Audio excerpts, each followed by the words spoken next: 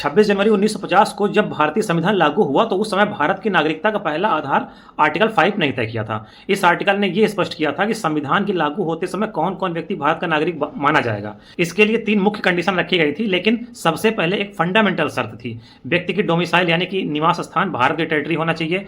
इसका मतलब यह है कि उस व्यक्ति का अस्थायी घर, लाइफ का मेन सेंटर और पॉलिटिकल निष्ठा भारत से जुड़ी होनी चाहिए। अब जो व्यक्ति इस मूल शर्त को पूरा करता है वो नागरिक माना जाएगा, अगर वो इन 3 में से कोई एक शर्त पूरा कर लेता है। और वो 3 शर्त कौन कौन सी हैं?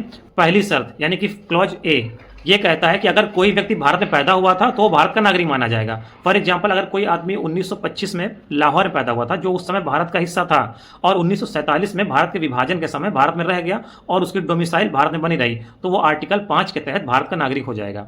दूसरी कंडीशन यानी कि क्लॉज बी, इसके अनुसार था अगर उस व्यक्ति के माता या पिता में से कोई एक भारत में पैदा हुआ था तो भी वो नागरिक माना जाएगा, बशर्ते कि उसकी डोमिसाइल भारत में हो।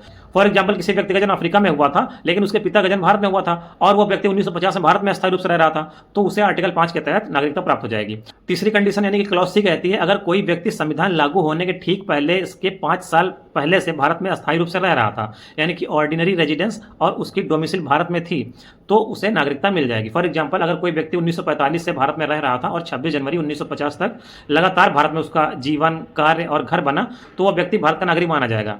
यहाँ ऑर्डिनरी रेजिडेंस का अर्थ है कि वह व्यक्ति भारत में अस्थायी नहीं बल्कि अस्थायी तरीके से रह रहा हो, जैसे नौकरी कर रहा हो, घर बना लिया और सोशल लाइफ भारत में केंद्रित हो।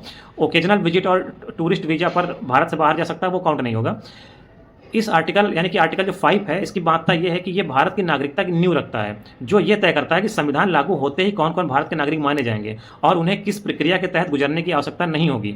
यह आर्टिकल पोस्ट पार्टीशन जो कॉम्प्लेक्सिटीज हुई थी उनको ध्यान में रखकर लाया गया था, क्योंकि उस समय लाखों लोग पाकिस्तान से भारत आ रहे थे और भारत में पहले से ही कई ऐसे लोग थे जिनकी जड़ें तो भारत में थी लेकिन स्थिति स्पष्ट नहीं थी। तो आर्टिकल 5 ने इस अस्पष्टता को दूर करके एक क्लियर लीगल बेस दिया था।